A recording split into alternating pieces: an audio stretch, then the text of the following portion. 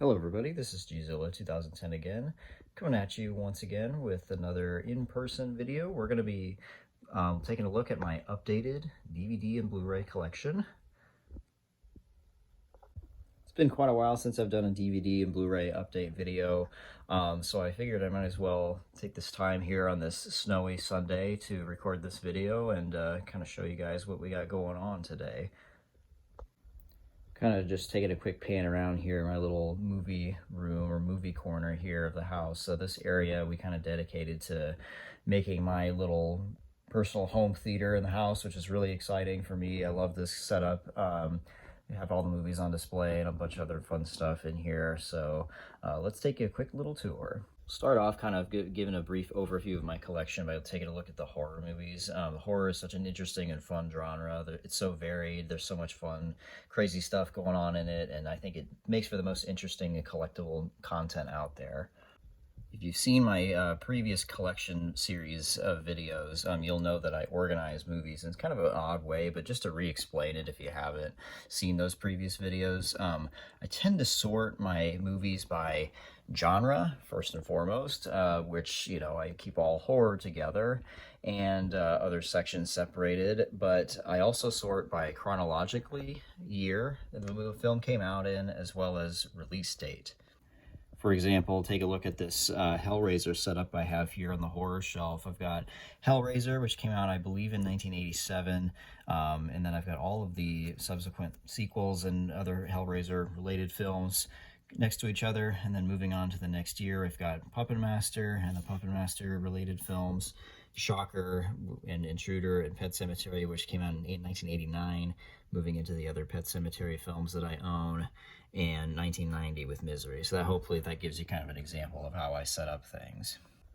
It's easy to pick a movie that I like to watch based on the year it came out in, because every movie that came out in a certain year or certain decade has a different feel to it. You know, it's just easy to pick a movie that you might be in the mood for based on what year it came out in my opinion. This is the bottom of the shelf where chronologically things kick off here, starting off with movies like Cabinet of Dr. Caligari, Universal, Monsters, and Hammer films. I've got the Thing franchise here, because the original Thing came out in 1953, I believe, so obviously the very famous John Carpenter remake and its prequel as well there. The complete Twilight Zone set, which is really nice. Some Criterion collections back there, like Eyes Without a Face and Onibaba. I try to maximize the space in these shelves, so I have to like stack the movies on top of each other. So basically it continues to go from oldest to newest, up and so on. But I have to kind of remember I own some of these, especially on the bottom shelf. It's hard to see them all the time. I love this Dawn of the Dead box set that I've got right here. It's a great set. It's got several different cuts of the movies. I've got all kinds of great more stuff in here, like the Exorcist films, It's Alive. Pulling this slot out here of all these movies, I've got awesome classics like Texas Chainsaw Massacre, Black Christmas, Young Frankenstein. Even though that's comedy horror, I kind of tend to keep any horror or horror adjacent films on this shelf. The Halloween franchise down here is one of my favorite franchises. It's of horror and just in general. I've got a lot of great releases of these movies. The Steelbook of Halloween, the original, and of Halloween 2 is awesome. This one's by Shout Factory. I'm not sure which one the other one is. That's like a 35th anniversary limited edition one. Very cool. We got the Scream Factory, Halloween 3, and I've got, of course, the new trilogy, which I'm quite a big fan of the new Halloweens, especially Halloween Kills is one of my favorites of the franchise. I even like Halloween Ends. You can tear me apart for that one if you want to, but I love all of the Halloween series, but the newer ones are especially really good to me as well.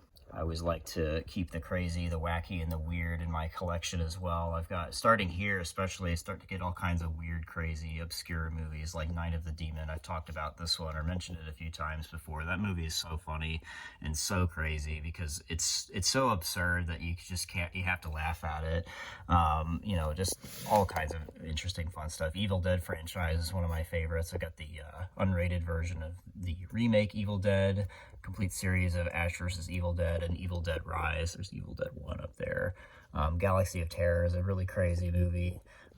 Love all the franchises and stuff as well. Talked about this Friday the 13th box set before by Shout Factory. It's a really great Blu-ray set. The only problem is how big and bulky it is. So because Friday the 13th came out in 1980, it kind of screws up with my collection setup a little bit, the way I organize things. So I put it in the first slot available, and it's in between like 1982 or so, because basket case 1 is down below on the lower shelf, but that's okay. That's okay. There's still plenty of time to fill in the gaps there. Troll 2 is one of my favorite funny bad movies. Continue to move on. There's all kinds of great stuff too. Chucky franchise, Society, Monkey Shines, and Nightmare Beach are all crazy ones. Bloody Muscle Bodybuilder in Hell is a hilarious title of a movie, and it's an even funnier movie. I think if you watch it, it's great. My wife and I really like a scary movie, and this is signed by John Abrams, who plays Bobby in Scary Movie on the front cover. So we got to meet him. It was really cool. The curiosity of the collection never ends. I haven't seen every movie that I own, but I have seen quite a few. I would say I've seen the vast majority, but there is a good chunk of franchises and movies in my collection that I have not seen a minute of. So, you know, I'm always trying to watch new movies, always trying to get new movies to see. I try to listen to word of mouth more, and what people say is, you know, either fun or crazy and, you know, interesting to watch. So I try to not overwhelm myself. I've kind of slowed down collecting some of the bigger series and getting random movies. I try to get movies that I've heard of more so than movies that are just happen to be horror and cheap. So I do still have a lot of work to do in watching movies in my collection. This is the last little rung here. I've got this other shelf, filling this one up slowly here with horror movies. This is the modern section where you get much more newer films and series here. The latest one I have right now is Long Legs. I have yet to watch that one, but I've watched some of the other newer ones in my collection here. They're all great. I have this DVD copy of Halloween, the original. This is one of the first movies I ever purchased with my own money, so that's kind of a sentimental one that I keep around. Moving on, I've got some superhero movies here. I've got quite an extensive collection of DC and Marvel. I've kind of slowed down a lot on superheroes. I think I've been much part of the fabled superhero fatigue, so I haven't been interested in these movies as much recently, but they're still fun to watch, especially the Marvel movies. I'm also a big fan of the Christopher Nolan Batman trilogy, the Dark Knight trilogy. I quite love those movies a lot. The newest one I own, I believe, is this one here, the Batman, and yeah, it's pretty fun still. Starting off on this shelf here, I've got more varied examples of my genre dipping here. I kind of tend to generalize. Again, it's a bit difficult to be specific with genres, but we do our best to kind of organize things as we see fit. So here we've got comedy. Again, same kind of concept, oldest to newest, all kinds of comedy movies. My wife is a big fan of comedy, so some of this is her stuff, but we all kind of integrate it together at this point. Starting here, we've got animation. So, you know, movies that are kids movies or animated films, we tend to keep pushing those along.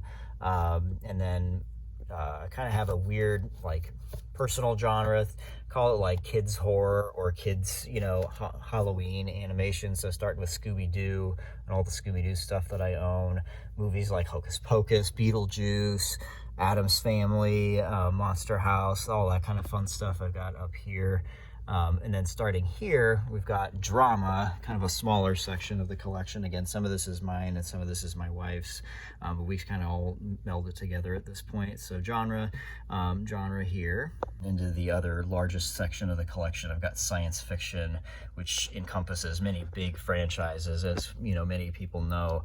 I've got like King Kong and all the King Kong movies. Still looking for King Kong Lives. I still can't find a copy of that that's cheap or at least affordable. I've got these like 50 sci-fi packs of movies. I've got this one and one in the horror section. These are really cheap public domain movies. I've talked about this collection before. Lots of interesting finds in there, including some of the worst movies I've ever seen. Of course, I've got my Godzilla collection as well here. I have the Showa series. A lot of these are older DVD releases. Some of them are bootlegs, but I tend to stick with what I have there. Godzilla can get kind of expensive sometimes. Moving along, I've got the Heisei series, the TriStar Godzilla, Millennium Era, and then all the new Godzilla films. I just got Godzilla -1 a few days ago, so gotta love that. And then, of course, the newest Godzilla X Kong. Moving more into just general sci-fi, we have like Toho films, we've got all kinds of monster movies from other countries and America. Lots of, again, I love the Toho films. I love Godzilla. We've got Gamera as well, which is Dai and Daimajin with that. And moving right along, you've got stuff like Planet of the Apes 2001, Valley of Gwangi. Can't forget the Star Wars series. I've got all of the main Star Wars films, all the main live action ones, to my knowledge. I don't have like the animated Clone Wars movie or anything like that, but all the main live action, Star Wars, Terminator, RoboCop. I've got stuff like the X-Files here. Starting here, we've got fantasy.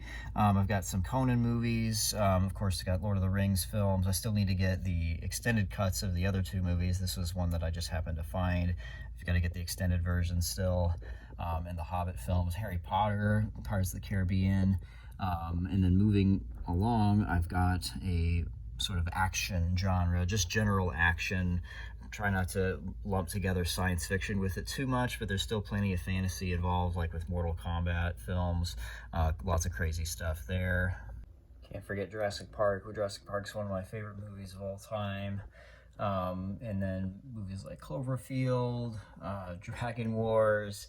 We've got some awesome newer sci-fi up here as well, like District 9 and The Host, Pacific Rim, Super 8, great stuff there. Side pocket in the TV houses kind of a random section of the collection. I've got, on this top shelf, we've got anime mostly. I've got a Full Metal Alchemist, the complete series, the original series, Tokyo Ghoul Season 1, Dragon Ball Z movies, Dragon Ball Z, some of the original series, as well as Dragon Ball GT, the complete series, Pokemon movies, all the way up to Lucario, Spirited Away. Here we stop the anime and we get ourselves into kids movies and other animated stuff, Land Before Time, Land of the Lost, which is not animated, but it just kept there anyway, including some more Land of the Lost stuff here. Complete series of Friends, Rocky, the complete franchise, and then a whole collection of various Christmas movies and the like there.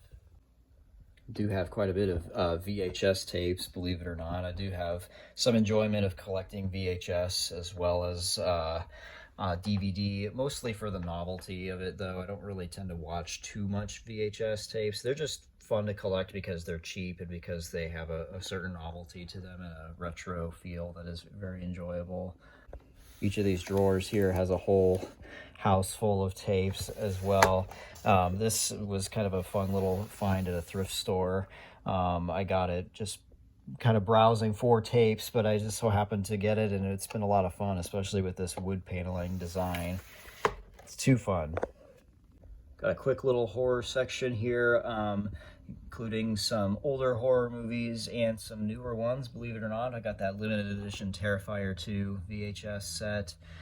Down here I've just got a bunch of other stuff that I like X-Files, Planet of the Apes, Scooby-Doo. A lot of this stuff I already have on DVD, but it's just fun to have it on tape again. Believe it or not, there are even more tapes behind these sections here too. But this little shelf here kind of houses everything, and it's pretty neat to have, so no complaints there. I tend to collect on a budget, so I know a lot of physical media collectors will only pick the highest quality movies or highest quality formats to watch their movies on, namely Blu-ray, 4K. I am still a fan of collecting on DVD personally because DVD is much cheaper typically. There's also way more films that are only available on DVD, at least without like getting a region-free player and everything like that. I just don't want to mess with it, so a lot of times getting a DVD is cheaper, and it's just more convenient for me on a budget than getting a Blu-ray for everything. But hey, I tend to get a lot of Blu-rays too. I'd say about 2/3 of the collection is still DVD, but then again, that's just my preference.